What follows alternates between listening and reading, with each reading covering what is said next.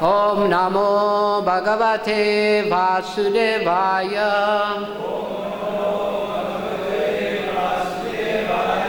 Om Namo Bhagavate Vasudevaya.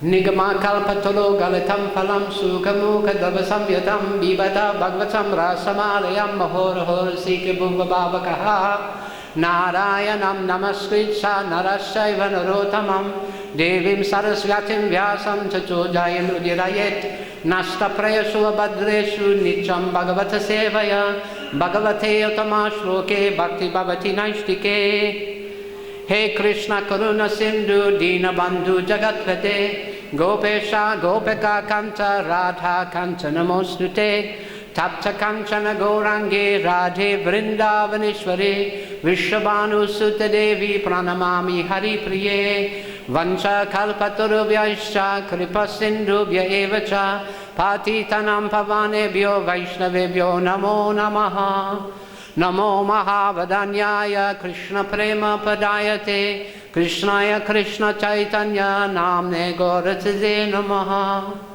Jai Shri Krishna Chaitanya Prabhu Nityananda Shri Advaita Gadadha Shri Vasari Gaura Bhakta Vrinda Hare Krishna Krishna Krishna Hare Hare Hare Rama Rama Rama Hare Hare. So we're reading from Srimad Bhagavatam. This is 11th canto, chapter 14, Forest of Material Enjoyment. Do you like it? Good.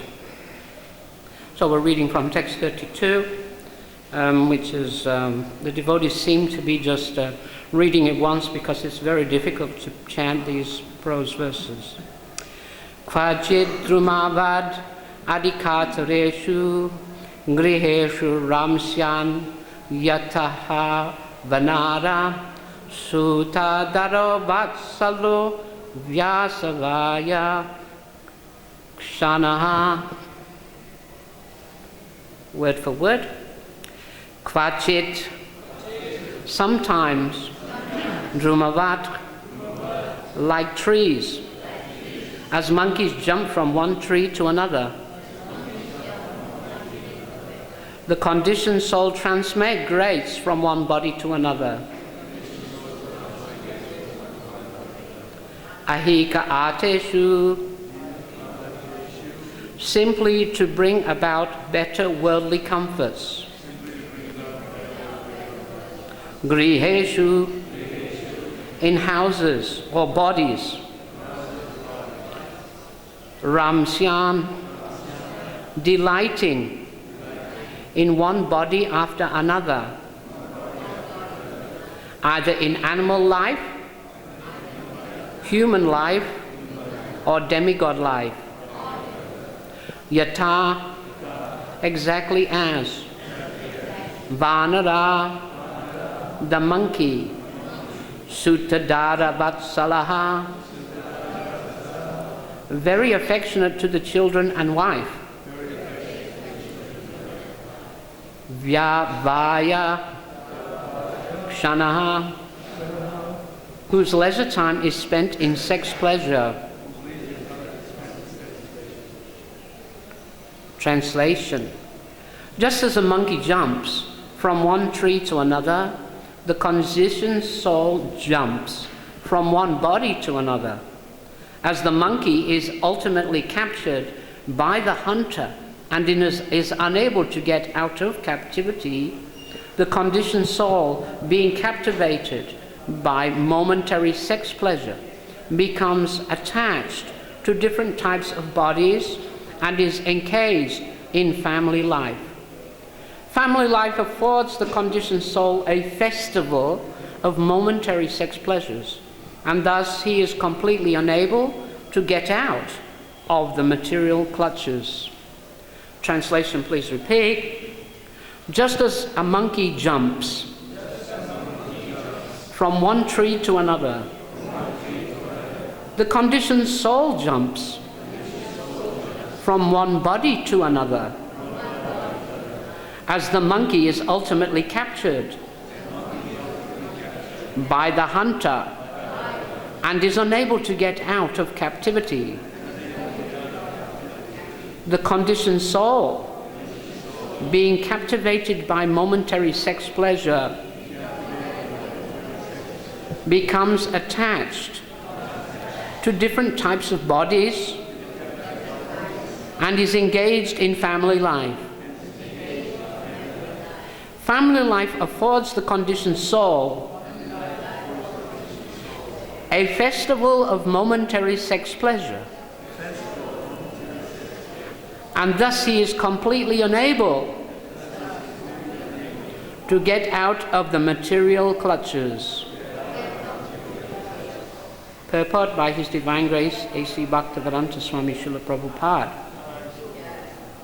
As stated in Srimad Bhagavatam 11.9.29, Vishaya Kalu Savata Syat. Bodily necessities, eating, sleeping, mating and defending, are all very easily available in any form of life.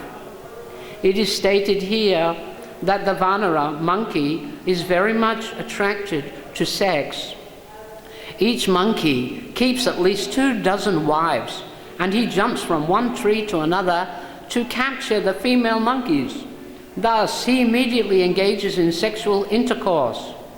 In this way, the monkey's business is to jump from one tree to another and enjoy sex with his wives.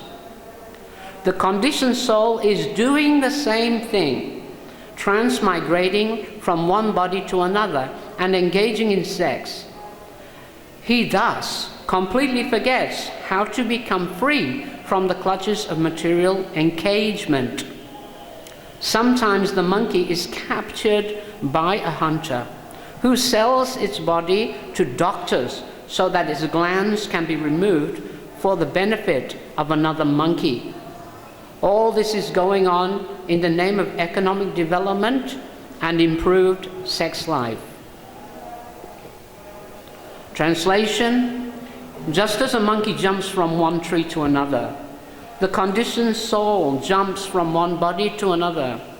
As the monkey is ultimately captured by the hunter and is unable to get out of captivity, the conditioned soul, being captivated by momentary sex pleasure, becomes attached to different types of bodies and is engaged in family life. Family life affords the conditioned soul a festival of momentary sex pleasure, and thus he is completely unable to get out of the material clutches.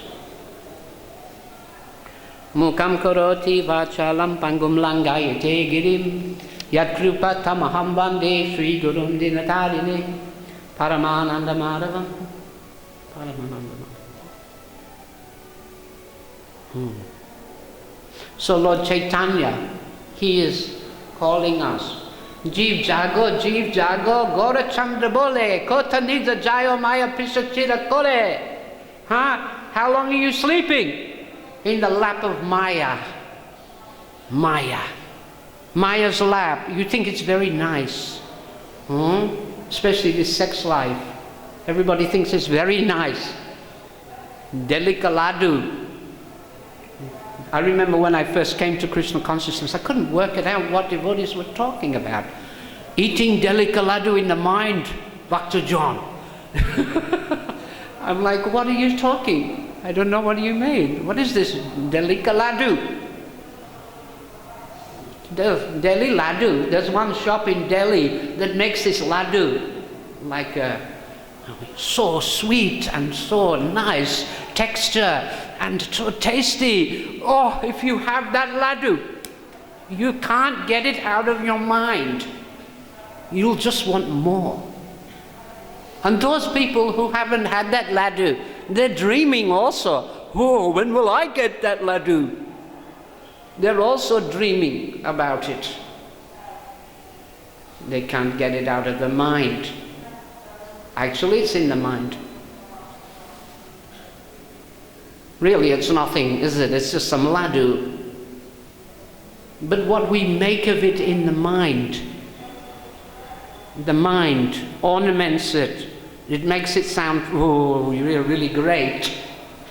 Like this. We're hearing about the monkeys and how the monkeys are fascinated by the faces, and their intelligence is dull.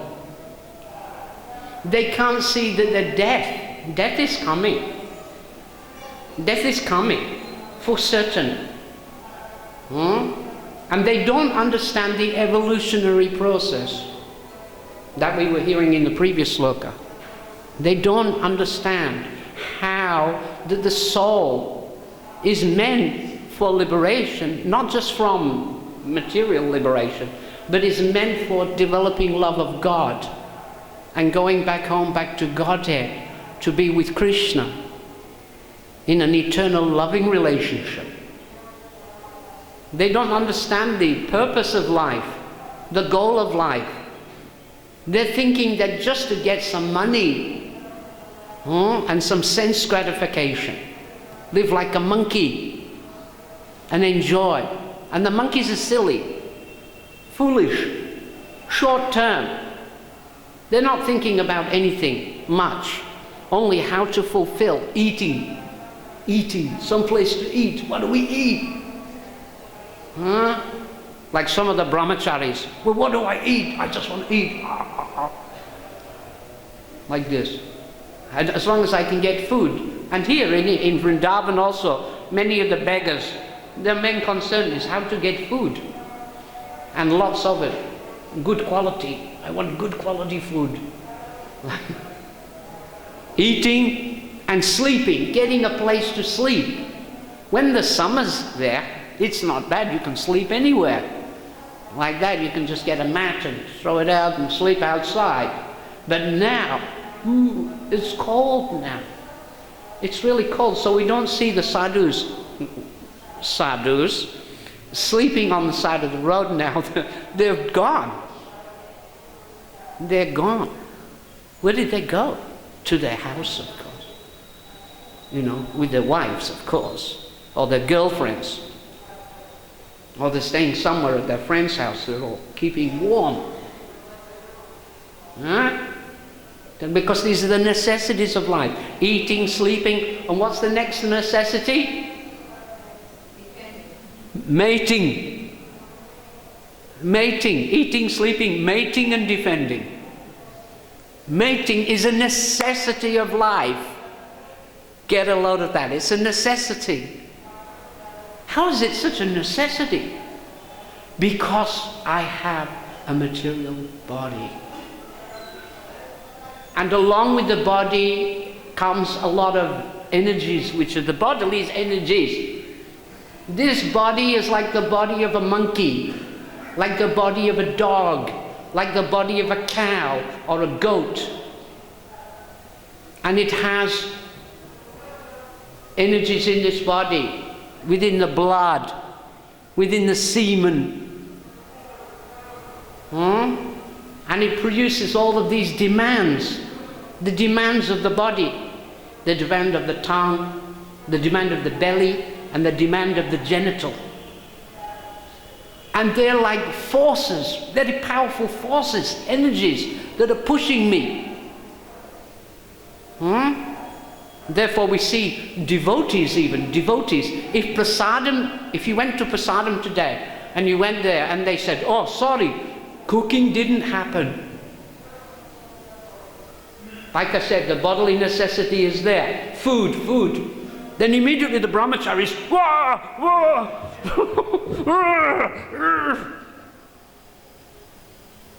Will they be peaceful?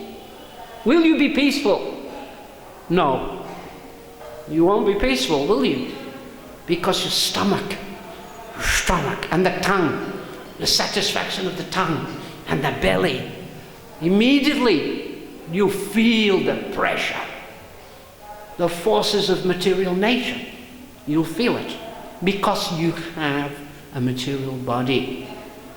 And you identify with that body, don't you? Oh, I am the body. That's what we think. I think I am the body. Come on. I'm a man. Oh, I'm a woman. You know? How can you stop thinking that I'm a woman or I'm a man. Can you stop it? Can you stop it? No, he's an honest person. It's very powerful.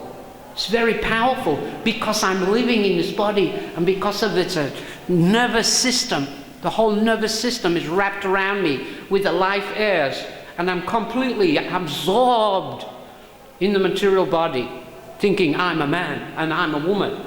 And therefore, the urges of the body are there, demanding, forcing me like this. Therefore, Srila Prabhupada would sometimes call these people roaming in the material world flapping dead bodies. He would say that, flapping dead bodies. What did he mean? It means that there's no spiritual life. There's no real life in them. They're not interested in the goal of life. They're just interested in fulfilling the demand of the senses, of the body. Fulfilling the senses, the tongue, the belly, the genital. Isn't it? And I'm forced. I'm forced. Just like the dog is forced. The dog is forced. He can't stop himself. They're fighting over some female dog. Have you seen them when the female dog is on heat? You understand the heat? That means they come into ovulation and they have a certain smell like this, and the male dogs they're all running from miles away. They're coming from miles away. Did you know? They can smell them. And elephant, when the female elephant is on heat, it makes a certain sound.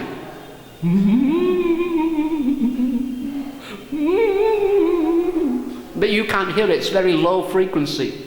But that's the sound females make. Like that. If you don't know. Anyway, so, but the male elephant, it can hear it from 30 miles away. 30 miles. And when he hears that sound, he's like, oh my God, I have to go there. He can't stop himself. He can't stop himself. So the hunter, he knows this thing. So they get one female elephant and they put that female elephant in a pit. You understand? They dig a big pit and they're with a ramp going down to that female elephant, and they get the elephant on heat. And the female elephant, and immediately a big male elephant will come there. And he'll see the female elephant in the pit. In a pit. And he knows, if I get in there, I'll be trapped. If I get in the pit, I'll be trapped. He knows it. But still he jumps in. He still jumps in. And he's captured. And then he becomes a slave for the rest of his life. He has to work very, very hard. They chain him. And he'll have to carry heavy logs of wood in the jungle and work very, very hard. And he becomes a slave, working so hard. And he knew it. But he couldn't help himself. Couldn't help himself. You understand? But you see, the human beings, they're just the same. The human beings are just the same. Those examples are given, like the elephant is captured by the genital. Here we're talking about this thing, because it's here. Srimad Bhagavatam has got every subject in it. It covers everything. So the elephant is captured in that way. And other animals are caught in other way, like the deer. The deer is captivated by the beautiful sound of music. Music, and you know that deer has got those very big ears, listening. Can hear anything. You make one sound. But also, when the hunter, he knows how to play a flute. And immediately the deer is captivated. It doesn't take much. Or you can play a violin. They love it. And the deers will come closer and closer and closer. You understand? They can't, and they know it's dangerous. They know it's very, and you know what it means? Death. It means death. Because the hunter is there with his bow and arrow. And the deer, they just can't help it. They just can't help it. I gotta hear that nice music, and they go there and finish. Huh? And it says also the bumblebees, it enters into the lotus flower. That beautiful fragrance is coming out. And that bumblebee sits in the lotus. Oh yeah, so intoxicated. Oh yeah. And at the end of the day, the lotus flower closes up. And the bumblebee is there. Finished. And dies. Like that. So in this way, the living entity is trapped. Here it says, also describing that the monkeys, they're thinking that they're having a good time. Or people like monkeys. They think they're having a very good time. A festival. I remember when I was younger, a teenager, I had a lot of friends, and we were all very excited about enjoying material life. Like that. We'd go out on a Saturday night. Yeah. And then somehow or another, by some good fortune, I met the devotees. And they sold me some books. All glories to the Sri Krishna Sankirtan. And I came to the temple and I heard from the devotees. And therefore I thought, I'll give it a try. I'll try chanting Hare Krishna and see what happens. Ooh, I like it. Somehow or another, I like it. And I decided to live a life of a devotee. But my so-called friends, they were all, oh my God, what are you doing? You're at the height of your enjoyment now. Just 19 years old. You should be now just taking off in your material life of enjoyment, especially sex life. And you want to go join those people and live a celibate life? Oh my God! You must be crazy. Or they drugged you. You must be on drugs. Right? That's the line, isn't it? They must be on drugs. Because how can you do that? It's just not possible. That's what they think. And they came to the temple and they tried to encourage me. Please come, we're going to have a party tonight, just for you. I said, no, thank you. And the devotees were looking at me and going, oh, he passed the test. He passed the test. He didn't go with them. And one of the brahmacharis said, wow, the girl who you were talking to, she was so beautiful.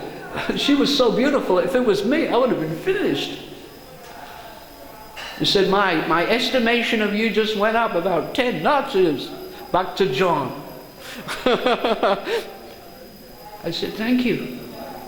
I said, well, I guess it's just because of your good association. So in this way, the materialistic people, they do not understand this evolutionary process. This is being described here. And how people are caught up in material life. They don't understand the real evolutionary process. Not like Darwinian evolution. There's a spiritual evolution. Spiritual evolution. The soul is evolving. The soul is evolving towards the Supreme. We're all evolving towards the Supreme. It's a natural evolution. The example given by Srila Bhaktivinoda Thakur, he knows. What was it? That book, Chaitanya Shikshamrita.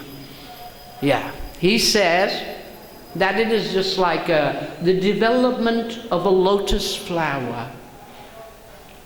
Development of a lotus flower. That is, and it's to do with the 5 levels of consciousness. Philosophical, something philosophical. Just a little something philosophical, okay. Not too much. The 5 levels of consciousness are there. And they're like a growing of a lotus flower. A lotus flower begins under the mud. You understand? Down the bottom of the pond is mud. And under that mud is a lotus seed, a lotus plant. And under the mud it begins to grow. And then it comes out of the mud. It's first in the mud, in complete darkness. Then it comes into the water and comes into some light and some warmth. Some warmth is there, and it begins to grow. Then when it comes out of the water, there is another development of some leaves of a lotus flower, and a stem comes up. And on the stem of that lotus comes a bud. A bud. You understand? It starts to grow a bud.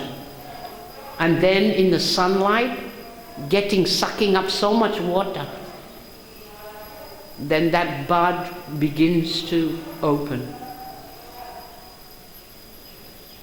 into a flower, into a lotus flower. And then after a time, it fully opens, fully blown, like this, and beautiful fragrance comes out. Ah, very nice lotus flower. So this is the development of consciousness, is like a lotus flower. The first level of consciousness is called Avrita Chetana, completely covered consciousness. When consciousness is completely covered, just like a lotus is completely down in the mud, that level of consciousness is the level when the living entity is completely covered. Hello? Hello, is there? Can you hear me? They can't hear me. They can be in the bodies of trees, or they can be in the body of stone. Because living entities, you should understand, that spirit souls are everywhere. They're all pervading. Spirit souls are in everything, even in the atom, because the Paramatma is there. Wherever there's the Paramatma is the Atma. Try and understand. They're all pervading. But when they're in the bodies of matter, gross matter, they're not living beings. Well, they're living beings, but they're completely covered or unconscious.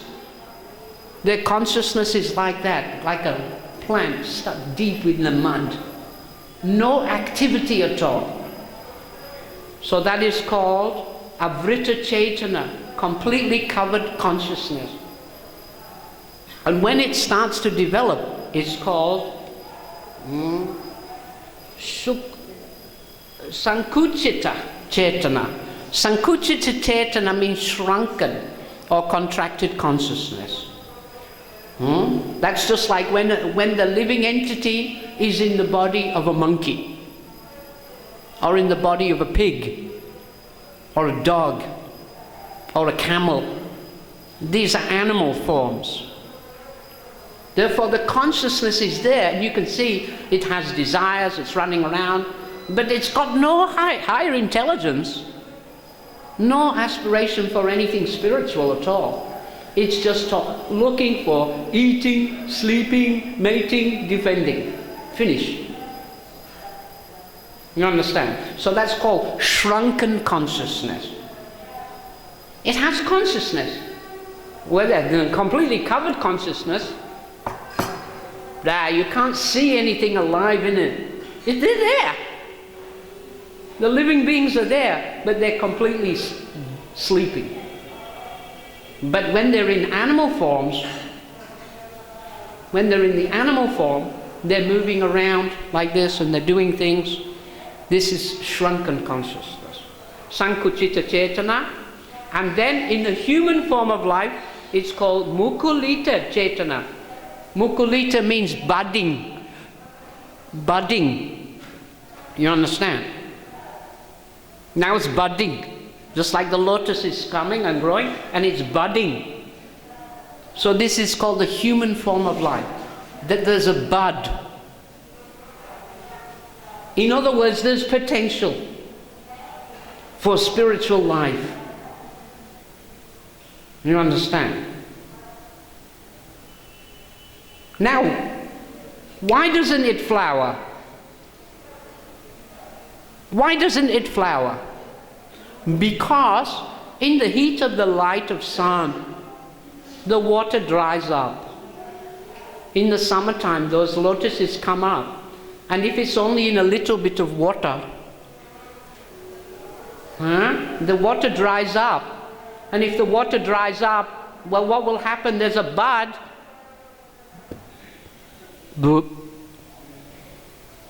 It will never flower because there's no water. And what is the water? Samsara davana dalida lokatranaya karanya ganaganadvam praptasya kalyana gunana vasya vande guru sri saranara vindam. That this blazing fire of material existence, material existence is like burning, drying, drying and drying and drying. And the spiritual master comes and showers rain of mercy of the nectarian pastimes about the name, form, qualities and pastimes of Krishna. It's like water. You understand? And therefore you can grow. Therefore you can grow and flower. You can come to the next level of consciousness. Just like the lotus has another development after budding. And that is called Vikasita Chetana. Bhaktivinoda Thakur calls it Vikasita Chetana, which means developed consciousness. Developed. Developed means that you recognize Krishna. You recognize Krishna. And you begin the process of Bhakti Yoga. It doesn't mean impersonalism.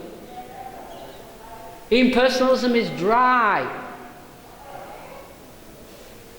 If you do impersonal realization, meditating on Brahman, or like the Buddhists on the void, then Buddhing is about as far as you go, and bang, you're dead. Spiritually dead. It will kill you. Therefore we heard about that thing about pseudo-transcendentalists, false gurus in the previous slokas, how they mislead people. They spiritually kill you. Because you cannot develop Krishna consciousness, which is the blossoming stage of consciousness. The developed spiritual stage. They're not spiritually developed. No. It's another form of Maya. The last trap of Maya. And therefore, even though they come to the human form of life and they think, oh, I'll do something spiritual even. They want to get free from the pushings and pullings of the senses, being like an animal. But then they take to impersonal realization, and therefore their consciousness does not blossom. Blossoming means the development of love for Bhagavan, for Krishna. That's spiritual life, real spiritual life. No, they want impersonal liberation. That question was asked by Lord Chaitanya to Ramananda Roy. What is the destination of the impersonal realized yogis, the Brahmanandis? What is their destination? You know, after they die, where do they go? And do you know what his reply was? They become stones. And what about those who are karmis, who worship the demigods? Oh, they go to Svarga, they enjoy heavenly pleasure. So between the two, which one is the best? Those who worship the demigods or those who achieve impersonal liberation? The ones who worship the demigods are the best, because at least they'll get another chance to engage in devotional service, another chance to hear from devotees about Krishna. While the impersonalists, hello, can you hear me? Hare Krishna. No worries, Chaitanya Mahaprabhu, when he puts his foot on there, they melt in ecstasy. They'll be liberated.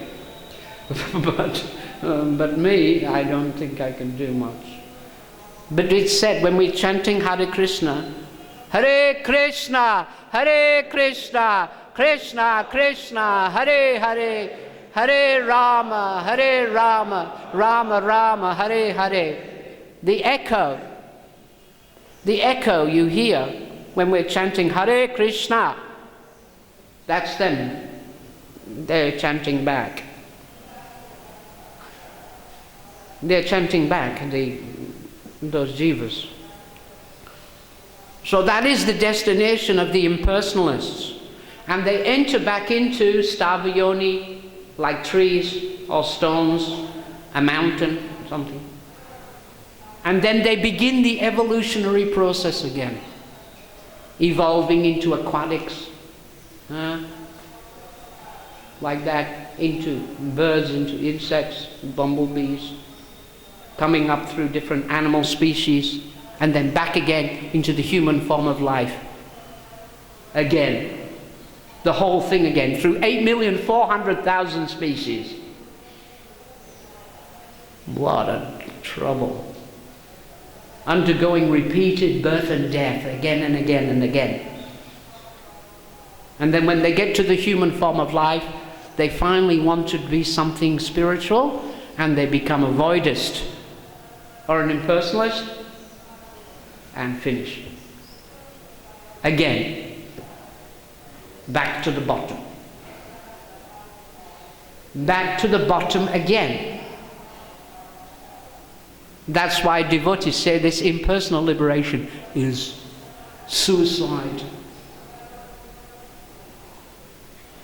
Suicide. But if we're very fortunate, we come into contact with devotees, and we can come to that next stage, which is called Vikasita Chaitana, developed consciousness.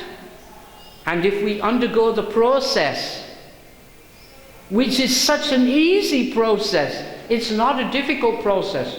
I hear so many devotees, they think Krishna consciousness is so hard, it's just so hard. Oh, I'm like, what are you talking? Krishna consciousness is so easy if you have faith. If you have faith in it. You know, just like living in Vrindavan. Is it difficult to live in Vrindavan? And you know, if you just live here, every step you take, doesn't matter where you're going, is equal to doing parikrama. When you're lying down and sleeping, it's equal to doing dandavats. Just by entering into Vrindavan, never mind living here, just when you come in, you're completely, all sins are completely removed. And it doesn't matter what you've done. If you stay here for 3 days, you counteract everything.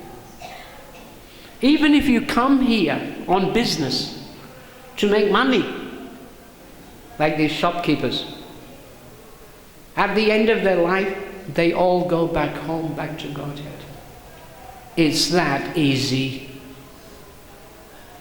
Just by chanting Hare Krishna mantra once, and it's not Shuddhanam, it's Namabas. Even if you chant inattentively, not pronouncing the mantra clearly, you can't even commit enough sins. You'll never commit that many sins that can counteract. It counteracts everything. Krishna consciousness is so easy.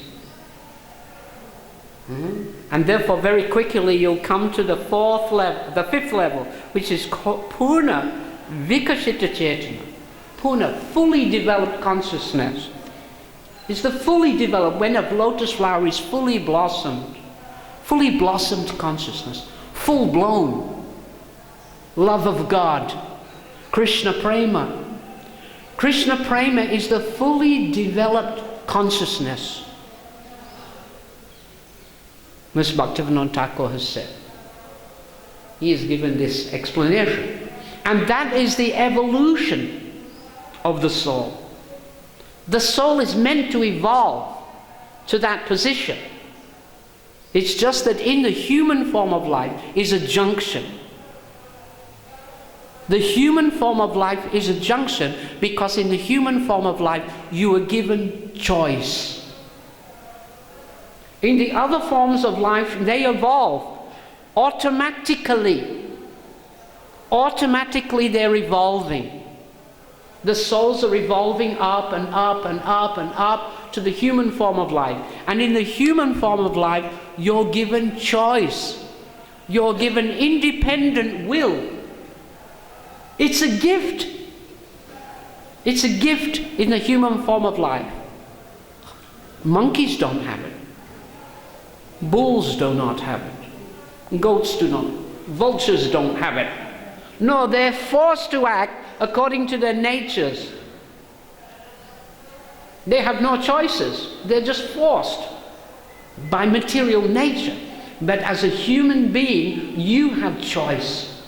You're free to desire whatever you want. You're free to speak whatever you want. You've got a tongue. You can speak whatever you want with it. And you can act. You can work in any way you want. You have choice now. You can act, you can speak, you can think in any way you want. No one can tell you what you think. You decide what you think and what you desire. And these are the gifts of the human form of life. But if you only use them for animal propensity, just like the monkeys, just looking for a better way to eat, a better way to sleep, a better way to mate and defend, then it's said, you wasted your valuable human form of life.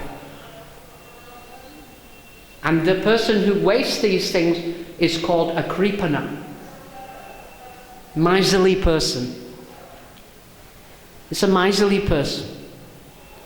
These things are really very, very valuable things. They're so valuable. And you have to see what is the value of these things. These things are valuable when they're used for the service of Krishna. And Krishna consciousness is so easy. It is said, who is it? Bhaktisiddhanta Saraswati, I think he said that thing, that someone who just bows down before Krishna, they're 50% advanced just by bowing down before Krishna. And Krishna says, if someone just once says, "Oh Krishna, I'm yours. I'm your devotee. I'll chant Hare Krishna, I'll serve you." Krishna said, "Oh, he's mine. He's mine. Krishna will never forget it. Krishna says, I will do everything to bring you back. He's going to do everything to help you now. Because you're now blossoming. You're blossoming. The consciousness is blossoming. It's not fully blossomed yet, but it's starting to blossom now. Consciousness is blossoming. And with it comes a beautiful form. A beautiful form is coming now. Spiritual form is coming. And beautiful feelings of love are starting to grow. And Krishna, that's what he wants. That's what he's been waiting for. That evolution. The evolution of you. That you become fully developed consciousness, fully blossomed consciousness. Like that. Not running here and there like a monkey, like a dog, like a pig, like a camel. Not just thinking of money, not just thinking of sex, food. Of course, like I said, I have this body, and this body is pulling on me. Like chains. Chain around my neck. Like this, and dragging me. But I'm calling out to Krishna. Hey Krishna Karuna Sindhu. Ayi Nanda Tanuja Kinkaram. Patitam Mam Vishameva Vambado. Kripaya Tavapara Pankaja. Stitaduli Sadishim Vitintaya. O son of Maharaj Nanda Krishna, I am your eternal servitor. But somehow or other I have fallen into the ocean of material existence. Please pick me up from this ocean of ignorance and place me as a speck of dust, Dudi, at your lotus feet. Just place me as a speck of dust. I'll do anything. I'm your das, your devotee. It comes to that point. He comes to that point. That is the development of his consciousness. We all have to come to that point. And everyone will. Everyone will. We're not the philosopher who says, oh, you know, there's people who stay in the material world forever. They just stay here forever and ever. Oh no, we don't have that philosophy. Eternal damnation. Oh no. We don't have eternal damnation. No. Lord Chaitanya has come. Lord Chaitanya is Patita Pavana. He's Patita Pavana. He's looking for those who are the most fallen. Lord Nityananda is coming. Just take this Mahamantra. Just take this Mahamantra. Hare Krishna, Krishna Krishna, Hare Hare, Hare Rama, Rama Rama, Hare Hare. So that song is there. Jeev Jago, Gaura Chanda Bole, Kotanida Jayamaya Pisachira Kole. How long will you sleep in the lap of the witch Maya? I have descended just to save you. Besides me, you have no other friend in this world. And I brought the medicine. I brought the medicine which will wipe out the disease and illusion from which you are suffering. Take this Mahamantra. That's it. You just have to have some faith. You just take this Mahamantra. It is the medicine that will wipe out completely the disease from which you are suffering. Just take the mantra. Just take the mantra. So I was fortunate. I met the devotees and they had such faith and they were chanting this mantra and I associated with them and I also chanted this mantra and immediately there was a change. Immediately there was a change. What was that change? Immediately I got detached. I felt some detachment. And because I was simple, I wasn't calculating crooked person, I was something simple. I was ready for it. And so as soon as I saw what it was, oh my God, here it is! I chanted more. I chanted more and more. How much nectar can you get from these names of Krishna? If I keep chanting, what will happen? If I just keep chanting and chanting and chanting, what will happen? You mean I'll become like that? Yes. So just keep chanting. Just keep chanting more and more. And then I found what it was all about. Param Vijayate Sri Krishna Sankirtanam. It wasn't just chanting alone. It was chanting all together. Sankirtan. Sankirtan Jagat. I didn't just have to sit alone and chant Hare Krishna. In fact, you don't sit alone and chant. Nonsense. Imitating Haridas Thakur. No. You chant together. Like Ayendra was here, chanting all together. Is there any wandering of the mind in the kirtan? Does your mind wander when you're in the middle of the kirtan?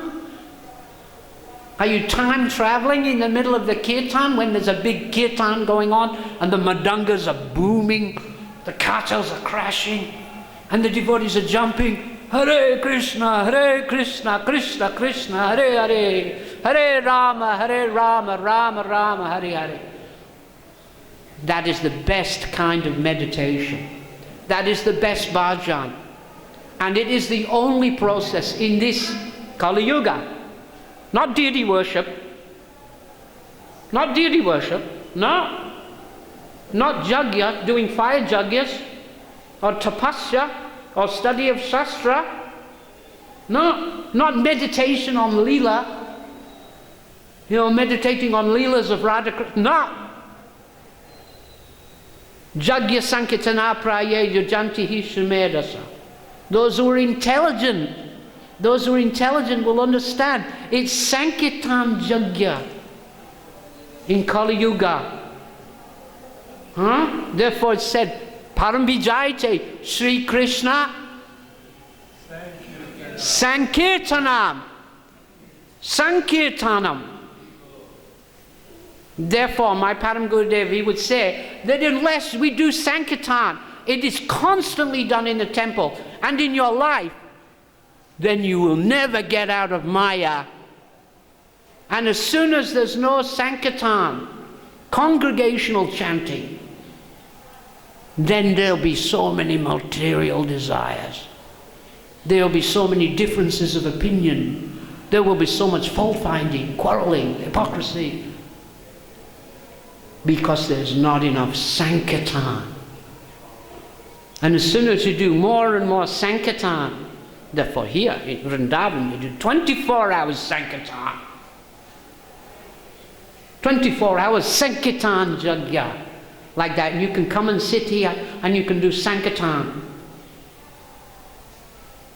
And therefore then your deity worship will be successful. Then your business will be successful. Your cooking will be successful. Everything. Sankirtan is the process. I was just talking with many devotees. I'm hearing them and they say, oh, how to chant my rounds with great determination. You know, when my mind is wandering, to just go in the kirtan for a couple of hours a day and do some Sankirtan. And of course, Sankirtan also means book distribution. That's the Brihad Madanga. Because that Sankirtan will go on and on and on and on, long distance, like that. There's another form of Sankirtan now, and they're doing it this time in December. Okay. So I covered a few things there. Main thing is that you should understand how the evolution is working. That you will die, and unless you've made some progress, you will not evolve. Because in the human form of life is junction. It's the junction. And if you take to impersonal realization, like the Voidists and the Brahmanandis,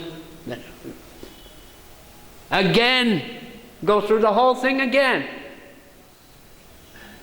Through all 8,400,000 species of life again and again. Chi-chi. Like this. And better. If you take to Krishna consciousness, then you will definitely get, in a very short time, fully blossomed Krishna Prema.